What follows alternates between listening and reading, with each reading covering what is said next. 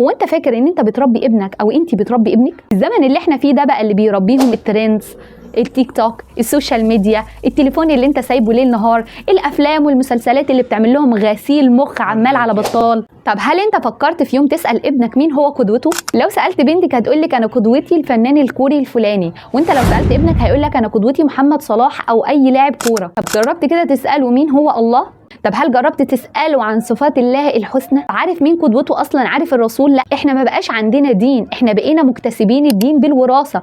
انا طلعت لقيت ماما او بابا مسلمين فخلاص انا كمان مسلم، يلا خلاص مش مشكلة. هل احنا بجد عارفين مين النبي بتاعنا؟ عندنا معلومات عن سيرته؟ عندنا معلومات عن حياته؟ طب هل احنا فاهمين العبادات اللي احنا بنعملها، الصلاة، الصوم، الزكاة؟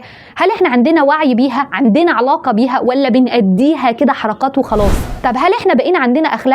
دايما نسمع كده الجيل ده جيل مهبب، الجيل ده ما عندوش اخلاق، ما عندهمش مبادئ، ما عندهمش قيم. ايه اللي خلى كل ده يحصل في حياتنا؟ ان انت تربي ابنك وتديله كورسز وتعلمه كويس في اساسيات الدنيا حلو جدا، لكن ده مش الاهم. الاهم ان انت تعلمه الدين صح، تعلمه تخلي عنده قيم ومبادئ، تخلي عنده اخلاق. لما حد يشوفه يقول الولد ده خلوق بجد، خلوق في الاداب العامه، خلوق وهو بيعامل مامته او باباه، هو بيعامل اللي حواليه. ومن هنا جت الحاجه الضروريه لكورس سوبر مسلم. ايه هو كورس السوبر مسلم؟ كورس اللي هيأسس ابنك كويس جدا ويخلي ليه علاقه كويسه قوي مع الله، مع الرسول، مع اللي حواليه، ازاي يعاملك، ازاي يبقى خلوق وعنده وعي، ازاي يعبد ربنا صح من غير ما يأديها بس شويه فروض.